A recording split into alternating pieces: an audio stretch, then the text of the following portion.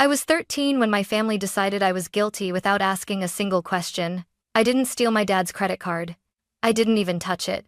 But by sunset that day, my name had already been dragged through the house like a verdict that couldn't be appealed. My sister stood in the kitchen and said it calmly. Grace did it. No shouting. No hesitation. Just one sentence delivered with the confidence of someone who knew she would be believed. My parents didn't look at me. They didn't ask where I was. They didn't ask why. They took my phone, grounded me for the entire summer, told me I had disappointed them, and I remember standing there, 13 years old, realizing something far worse than punishment had just happened. In my family, the truth didn't matter.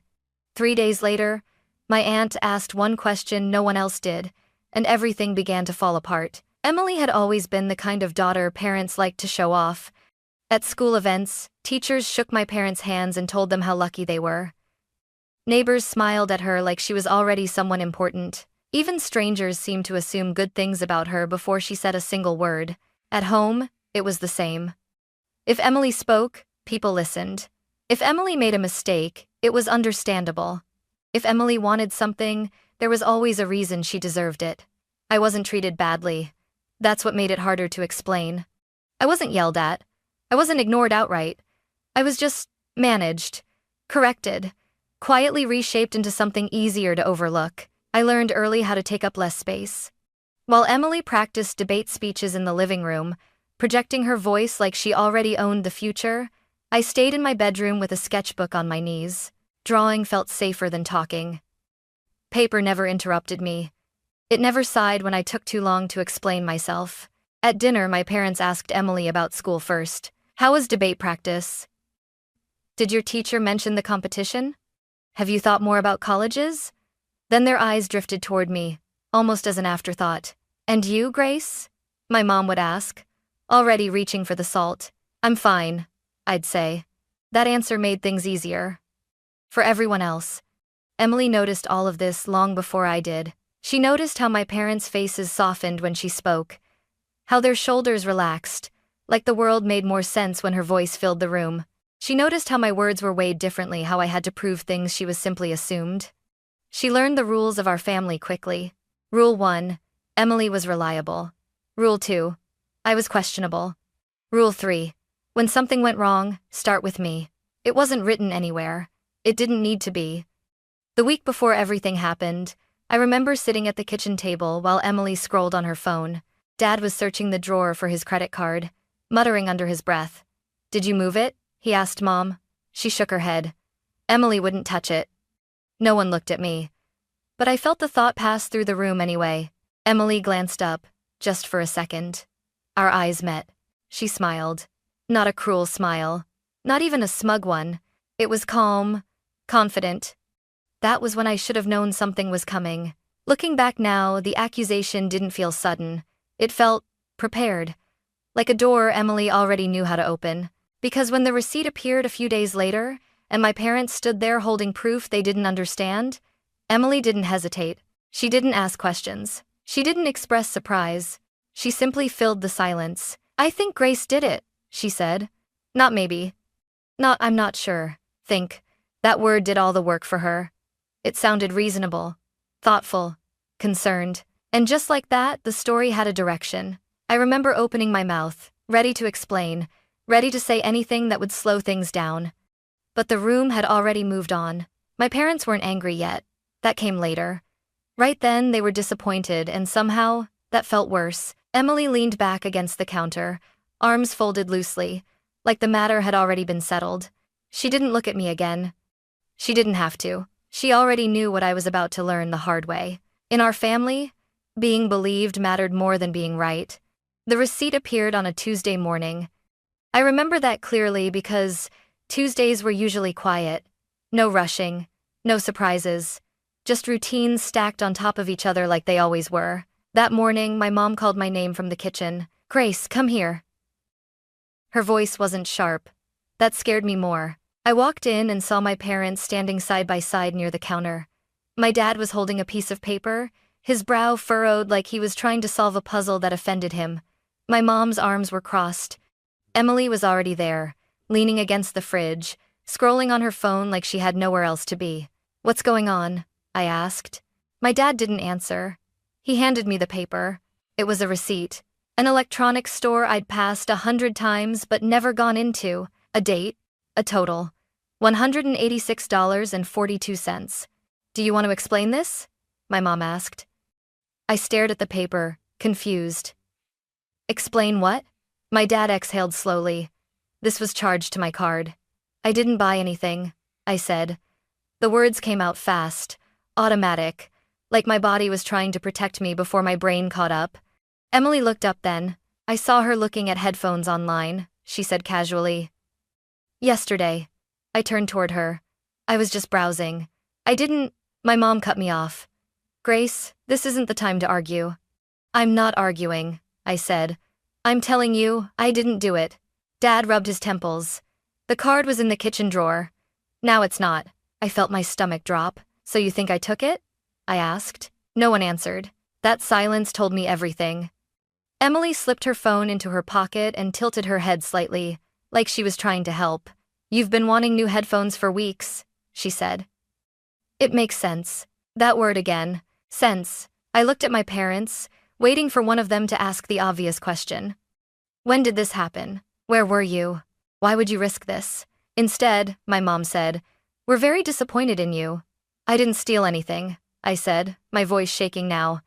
Please, just ask me where I was. Dad straightened. Why would your sister lie? I didn't have an answer to that, not one that mattered. Emily shrugged lightly. I didn't want to say anything, but I couldn't just ignore it. That was when I realized she wasn't accusing me. She was positioning herself, the responsible one, the honest one, the daughter who did the right thing. My mom nodded slowly, like Emily had just confirmed something she'd already suspected. Go to your room, she said to me. We'll talk about consequences later. Consequences for what? I asked. For something I didn't do? My dad's voice hardened. Enough, Grace. That was the moment I understood I wasn't being questioned. I was being sentenced. They took my phone first, then my tablet, then my laptop. You're grounded for the summer, my mom said. No friends, no going out. This is serious. The words blurred together after that. I remember standing there, my hands empty, my throat tight, trying to find the right combination of words that would make them stop and actually listen. I'm telling the truth, I said quietly. My mom shook her head. Lying only makes this worse. Emily didn't say another word. She just watched. Later that night, as I lay in bed staring at the ceiling, I listened to my parents talking in the living room. I can't believe she would do this, my mom said. We trusted her, my dad replied. Each sentence landed like proof of something I didn't understand how to undo. Around midnight, my door creaked open. Emily stood there in the dark, arms folded loosely, her expression unreadable. You should have thought this through, she said softly. I didn't do anything, I whispered. She tilted her head, studying me. Maybe not, she said. But you were the easier choice. Then she closed the door behind her. And that was when it hit me harder than the grounding, harder than the punishment. In my family, innocence wasn't something you proved. It was something you were granted. And I had just learned how easily it could be taken away. Being grounded wasn't the hardest part. Silence was. The house didn't feel angry after that first night. It felt sealed, like a place where something unpleasant had happened and everyone agreed not to talk about it out loud. For 3 days, no one mentioned the credit card again. My phone was gone. My door stayed closed. Meals were quiet. When I walked into the kitchen, conversations paused, then resumed once I left. Not dramatically politely, carefully, like I was fragile or contagious. Emily moved through the house like nothing had changed. She laughed with my mom while washing dishes.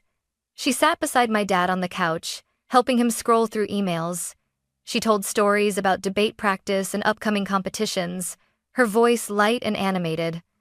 No one asked her hard questions. No one watched her closely. I spent most of those days in my room, staring at the same unfinished drawing taped to my wall. A half-shaded skyline that no longer felt worth completing. I replayed the moment in the kitchen over and over again, trying to find the exact second where things had slipped out of my control. Was it when Emily spoke first? When my parents didn't interrupt her? Or when they chose disappointment over curiosity? On the third afternoon, the doorbell rang. I heard my mom's voice change instantly brighter, warmer. "Oh, Rebecca." "Hi, Aunt Rebecca." She was my mom's older sister, the kind of adult who asked follow-up questions and waited for real answers. She worked long hours, wore sharp jackets, and noticed things most people overlooked. I sat up in bed. Footsteps moved through the house. Laughter. The clink of coffee mugs. Then my mom's voice again, louder this time. "Grace is grounded." Grounded. Not Grace is upset. Not Grace is confused. Grounded. There was a pause. "For what?" Aunt Rebecca asked. I crept toward my door and pressed my ear against it. My mom sighed. She took David's credit card and made a purchase without permission. Another pause longer this time. "And you're sure?" Rebecca asked. "Yes," my mom said quickly. Emily saw her looking at items online. "Did you ask Grace what happened?" The room went quiet. I held my breath. "We didn't need to," my dad said. "The evidence is pretty clear." Rebecca didn't respond right away. Then she said calmly, "Can I see the statement?" Chairs scraped. Paper rustled. I heard my aunt hum softly, the way she did when she was concentrating. "Huh," she said. That one sound sent a strange ripple through my chest. "Huh?" my mom repeated. Rebecca didn't answer her. "What time was the charge made?" "Why does that matter?" my dad asked. "Because time always matters," Rebecca replied. I cracked my door open just enough to see into the hallway. Rebecca stood at the counter with her laptop open. The bank statement pulled up on the screen. Her finger tapped against the trackpad slowly, thoughtfully. "This charge was made at 3:41 p.m., she said. "On Monday." My mom nodded. "Yes." Rebecca looked up. "Grace, where were you at 3:41 on Monday?" Every head turned toward the hallway. Toward me. I froze. My mom frowned. "Rebecca, she's grounded." "This isn't—" I asked Grace. Rebecca said, gently but firmly. My heart pounded as I stepped forward. "I was in the school library," I said. "I had detention. Miss Carter kept attendance." Rebecca nodded like she expected that answer. Then she turned to Emily. "Didn't you leave school early that day?" she asked. "For debate prep?" Emily's smile faltered for just a second. "Yeah," she said. "But—" Rebecca held up a hand. "One moment." She typed something into her laptop, eyes scanning the screen. "The electronics store is across town," she continued. "About a 20-minute drive from your school. That would put someone leaving campus early right in the window." My mom crossed her arms. "Are you implying—" "I'm implying nothing," Rebecca said. "I'm asking questions." She looked at my dad. "Did you call the store?" "No," he said. "Why would we?" Rebecca closed her laptop slowly. "Because stores have cameras," she said. "And credit cards log more than just amounts." The air in the kitchen felt heavier now. Emily shifted her weight, suddenly very interested in the floor. Rebecca turned toward me again, her expression softening. "Grace," she said, "did anyone ask you for your side before you were punished?" I shook my head. Something hardened in her eyes, not anger, but resolve. "I'd like to make a phone call," she said. My mom opened her mouth to protest. Rebecca was already dialing. For the first time since the accusation, I felt something unfamiliar rise up inside me. Not relief, not hope. Just the quiet realization that someone finally was looking at the truth instead of stepping around it. And whatever Rebecca was about to uncover, I could feel it in my bones. The silence in our house wasn't going to survive it. Aunt Rebecca didn't leave after that phone call. That alone told me this wasn't going to be brushed aside. She paced slowly near the kitchen counter, phone pressed to her ear, her voice low and professional. She asked precise questions: store location, transaction time, whether the cardholder's ID had been checked. I didn't hear the answers, but I saw the way her jaw tightened as she listened. My mom stood frozen by the sink, arms crossed so tightly her knuckles turned pale. Dad leaned back against the wall, rubbing his forehead like this had suddenly become a headache he didn't have time for. Emily stayed quiet. That was new. Rebecca ended the call and set her phone down carefully, like it was something fragile. "They're pulling the footage," she said. "It won't take long." My mom exhaled sharply. "Rebecca, this is unnecessary. We already handled it." Rebecca looked at her. "You punished a child without asking her a single question. That's not fair," my mom snapped. "We trusted Emily, and you didn't trust Grace," Rebecca replied. evenly. The words landed heavier than shouting ever could. Dad straightened. We're not saying Grace is a bad kid, but the evidence was never reviewed. Rebecca cut in. You saw a receipt and filled in the rest. She turned to me. Grace, go sit down. I did. Not because I was told to, but because my legs suddenly felt weak. Minutes passed in thick silence. No one spoke. The clock above the stove ticked loudly, marking every second like it was counting down to something none of us wanted to face. Emily shifted in her seat.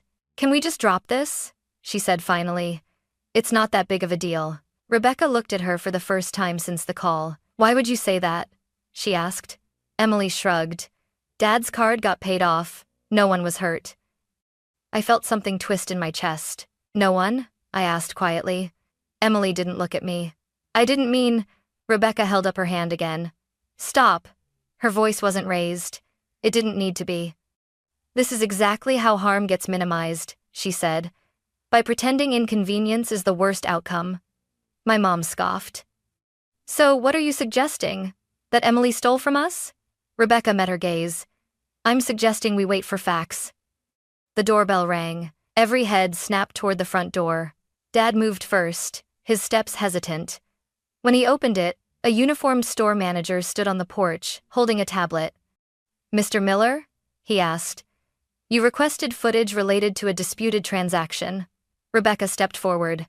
That was me. They gathered around the tablet in the living room. I stood slightly behind everyone, my heart pounding so hard I thought I might be sick. The video loaded. At first it was just a wide shot of the store entrance. Customers walking in and out. Shelves lined with electronics. Then the timestamp appeared in the corner. 3:41 p.m. The camera shifted, and there she was. Emily, wearing her debate team jacket, holding Dad's credit card in her hand. I heard my mom gasp. Emily froze. The footage showed her at the counter, chatting with the cashier, completely relaxed. She glanced at her phone, smiled, and slid the card across the counter like she'd done it 100 times before. The transaction completed. The video ended. No one spoke. The silence this time wasn't polite or careful. It was stunned. Dad looked at Emily slowly, like he was seeing her for the first time. You let your sister take the blame, he said. Emily crossed her arms defensively. You always believe me. That sentence broke something. My mom's voice cracked. Emily. Why? Emily's eyes flashed with irritation. Because it was easier. You guys were already suspicious of her. I felt the words hit me like a quiet confirmation of every fear I'd had. Rebecca stepped forward. Do you understand what you did? She asked Emily. False accusations can have serious consequences.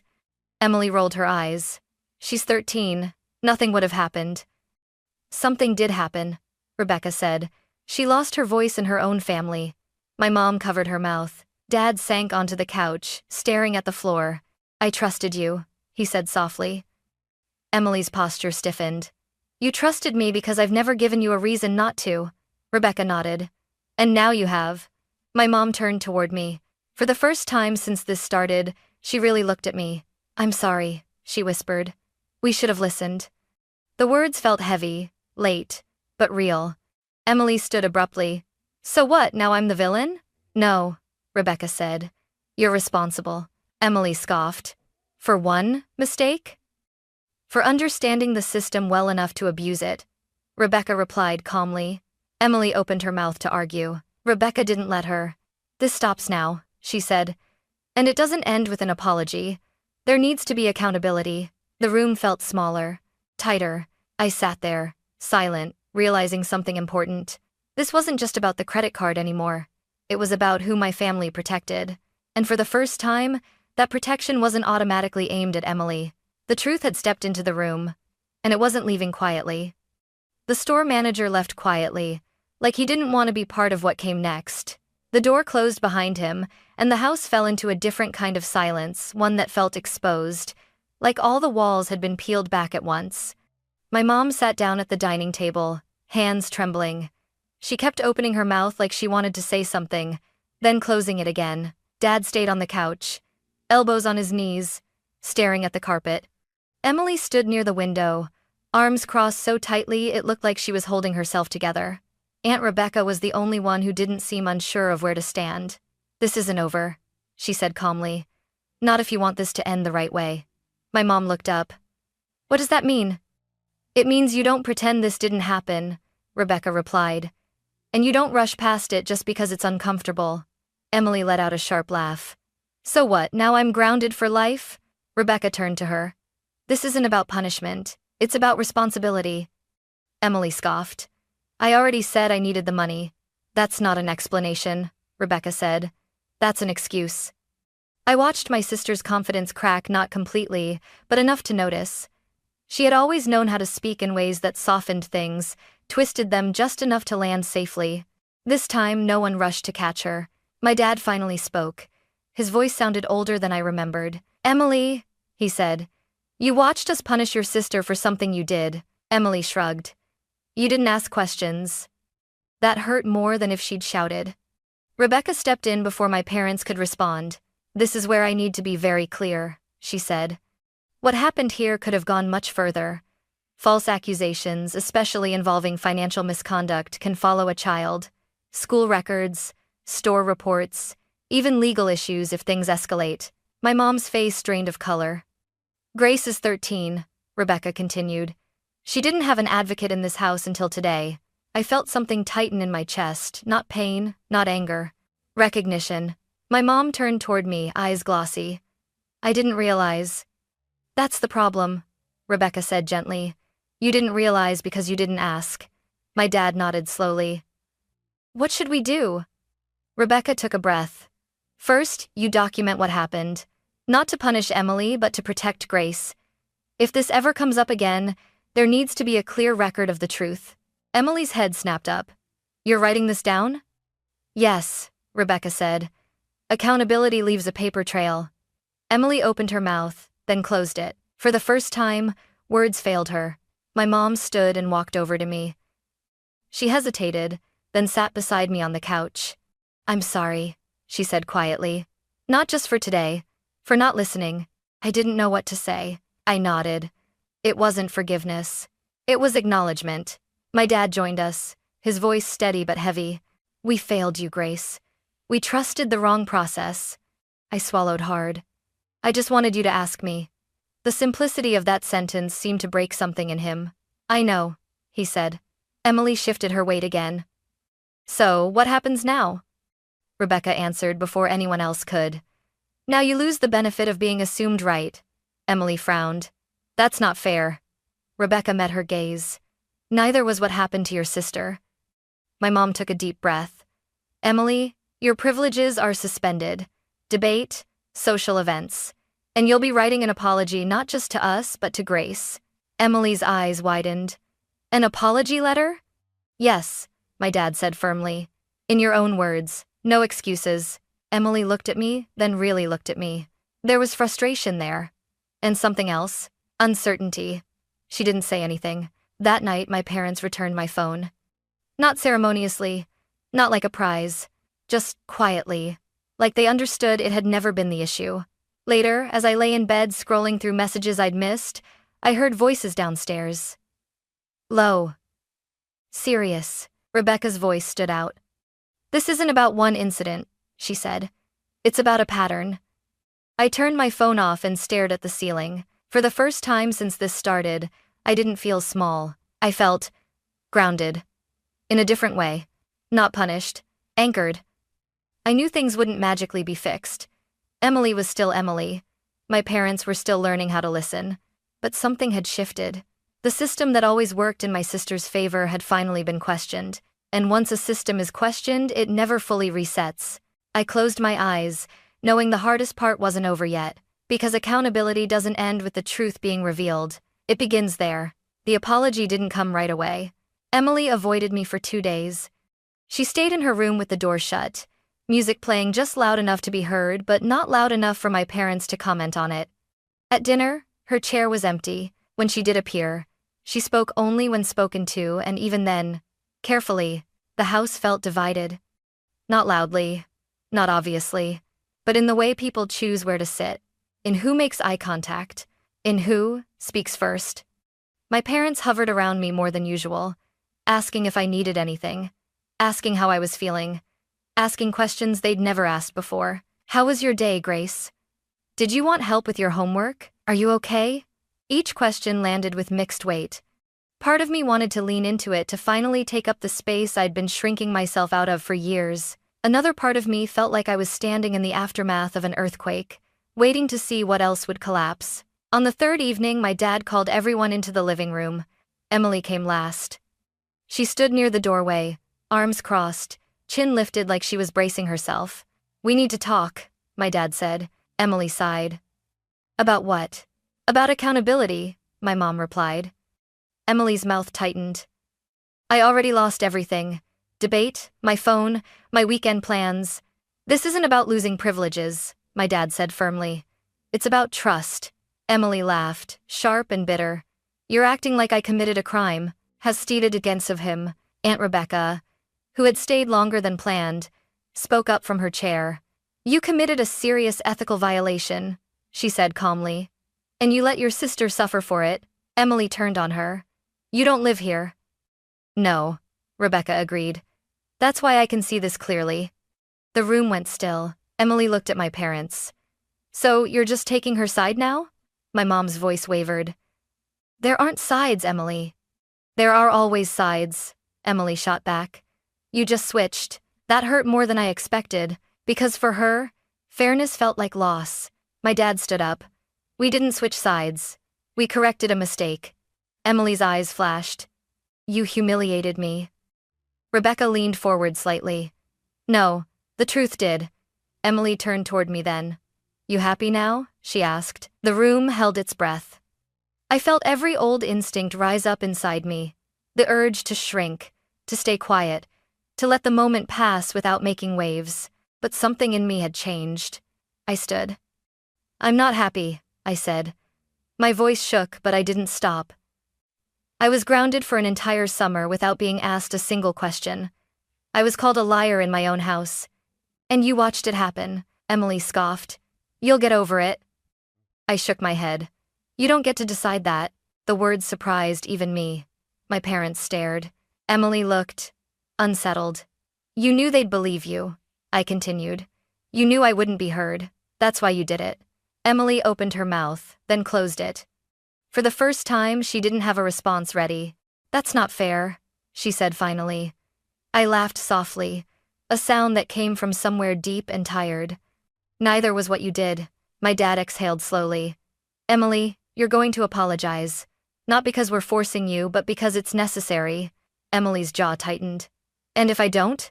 Rebecca answered before anyone else could. "Then this becomes a larger issue," she said. "Because refusing accountability tells us more than the mistake itself." Emily looked around the room, searching for support. She didn't find it. My mom wiped at her eyes. "We failed, Grace," she said quietly. "And we won't do it again." Emily's shoulders sagged slightly. "Something cracked. I didn't think it would go this far," she muttered. "That's the problem," Rebecca replied. "You didn't think about Grace at all." Silence stretched between us. Finally, Emily turned toward me. Her voice was quieter now, less certain. "I'm sorry," she said. "I shouldn't have blamed you. It wasn't polished. It wasn't graceful. But it was real." I nodded once. "Thank you," I said. Not because everything was fixed, but because, for the first time, my voice had changed the room. That night after everyone went to bed, I lay awake staring at the ceiling. I thought about how easily I'd been erased, and how hard it was to step back into the story once someone else had rewritten it for you. But I also realized something important. The truth doesn't just clear your name, it exposes the systems that tried to bury it. And now that those systems were cracked, they couldn't pretend everything was normal anymore. Tomorrow wouldn't be easy. Neither would the days after that. But I wasn't invisible anymore. And that made all the difference. The apology didn't end anything. It exposed everything. The next morning, my parents didn't act like things were back to normal. There were no cheerful breakfasts, no forced smiles, no pretending the house hadn't cracked open the night before. Instead, there was paperwork. Aunt Rebecca sat at the dining table with her laptop open, stacks of printed documents beside her. My dad stood behind her, reading over her shoulder. My mom hovered near the counter, hands wrapped tightly around a mug she hadn't touched. Emily stayed upstairs. She doesn't want to come down, my mom said quietly. Rebecca nodded. That's fine. This isn't about her comfort right now. I sat on the couch, knees pulled to my chest, feeling like I was watching something much bigger than me unfold. Rebecca turned the screen toward my parents. I've documented the incident, she said. Dates, times, statements. What happened, who said what, and how it was resolved. My dad swallowed. Is that really necessary? Rebecca met his eyes. Yes, because what happened to Grace wasn't just a family disagreement. It was a failure of due process. That phrase made my mom flinch. Grace was accused of theft, Rebecca continued. She was punished without being heard. If this had gone outside the house even slightly, it could have affected her school record, her reputation, her future. My mom's voice trembled. We would never let that happen. Rebecca nodded. Intent doesn't erase impact. Emily came down the stairs then. She stopped halfway into the living room, taking in the scene, the laptop, the papers, the seriousness she wasn't used to being on the wrong side of. What is all this? She asked. Accountability, my dad said. Emily scoffed. You're acting like this is a court case. Rebecca closed the laptop and looked at her. Families don't get a pass on harm just because it happens at home. Emily's eyes flicked toward me. This is what you wanted? She asked. To turn everyone against me? The old fear stirred in my chest, but it didn't take over. No, I said. I wanted to be heard. Emily laughed bitterly. Congratulations, you are. Rebecca stood. Emily, sit down. Emily hesitated, then dropped into a chair across from me. Rebecca's voice remained calm, but there was no softness in it now. You accused your sister of a crime, she said. You watched while she was punished. You benefited from the system that believed you without question. Emily crossed her arms. I said I was sorry. Yes, Rebecca replied. And apologies matter, but so do consequences. Emily's face hardened. So what? You're going to call the police? My mom gasped. Of course not. Rebecca raised a hand. No one is calling the police, but we are making sure Grace is protected. She turned to my parents. That means written acknowledgement. That means clear boundaries. And that means if anything like this happens again, Grace has an advocate. My dad nodded slowly. Agreed. Emily looked stunned. You're choosing her. My dad shook his head. We're choosing fairness. Emily pushed back her chair. You've never treated me like this. Rebecca answered before anyone else could. Because you've never been questioned like this. Silence fell again. Emily's voice dropped. I didn't think it would matter. I stood up. Every part of me was shaking, but I didn't sit back down. It mattered when I stood in this room and no one believed me, I said. It mattered when you told me I was the easier choice. It mattered when you watched me lose my entire summer. Emily stared at me. I was 13, I continued. I didn't have power. I didn't have a voice. You did. My mom covered her mouth, tears spilling over. Emily's confidence finally broke. I didn't think you'd fight back, she whispered. The words cut deep and healed something at the same time. Rebecca exhaled slowly. That's the heart of it, she said. You relied on Grace's silence. Emily looked down at her hands. I thought being the good daughter meant I could do no wrong, she said quietly. I thought if I admitted it, everything would fall apart. My dad spoke softly. It already did, but not because of the truth. Emily's shoulders slumped. I don't know how to fix this, she said. Rebecca nodded. You don't fix it alone. You start by accepting that you're not above accountability. Emily turned to me again. I hurt you, she said. I really did. I nodded. Yes. She waited, like she expected forgiveness. I didn't give it. Not yet. I need time, I said. And I need you to understand that trust doesn't come back just because you apologized. She looked away, blinking rapidly. That's fair, she said. The room felt raw, exposed. But something important had happened. For the first time, the narrative wasn't being controlled by the loudest voice in the room. It was being shaped by the truth. Rebecca gathered her papers. This stays documented, she said. Not as a punishment, but as protection. She looked at me. Grace, if you ever feel unheard again, you call me. I nodded, my throat tight. That afternoon, my parents sat with me, just me, and asked questions they should have asked from the beginning. Where I'd been, how I'd felt, what I needed now. I answered honestly. Not carefully, not quietly, honestly, and in that moment, something shifted permanently. I wasn't just believed, I was defended. And once that line is crossed, there's no going back to silence. Things didn't magically become perfect after that. Trust doesn't work that way. The house grew quieter in the days that followed, not the heavy silence from before, but a careful one. The kind that comes when people are finally paying attention to what they say and who they say it to. My parents changed first. Not with big gestures, not with speeches, with questions. They asked where I was going before assuming. They listened all the way through instead of preparing a response halfway in. They stopped correcting my feelings and started acknowledging them. It felt strange at first, almost uncomfortable to be noticed like that. Emily kept her distance. She didn't slam doors or lash out. She just hovered on the edges of the room, unsure of where she fit now that the rules she'd relied on no longer protected her automatically. One evening, she knocked on my door. I didn't answer right away. When I finally did, she stood there holding a folded piece of paper. "It's the apology," she said quietly. "The real one. Any mated be serving of Sevry." I took it. She didn't ask me to read it in front of her. She didn't explain herself. She just nodded and walked away. That mattered more than I expected. Aunt Rebecca left a few days later, but not before sitting down with me at the kitchen table. "What happened to you shouldn't happen to any kid," she said. "Being quiet doesn't mean being wrong." She helped my parents set boundaries, clear ones. She made sure there was documentation not to punish, but to protect. Before she left, she hugged me tightly. "You did the hardest part," she said. "You spoke when it would have been easier to disappear." School started again in the fall. No one there knew what had happened. And for once, that felt okay. I wasn't carrying the weight of a lie anymore. Emily and I weren't close after that. Maybe we never would be. But we learned how to exist in the same space without pretending everything was fine. And my parents slowly, imperfectly learned how to listen. Sometimes I think back to that day in the kitchen, to the receipt, to the way my voice had disappeared the moment someone else spoke louder. I used to think justice meant punishment. Now I know better. Justice meant being asked. It meant being heard. It meant having someone say, "Wait, let's make sure we're right." I was 13 when I learned how easily the truth can be buried.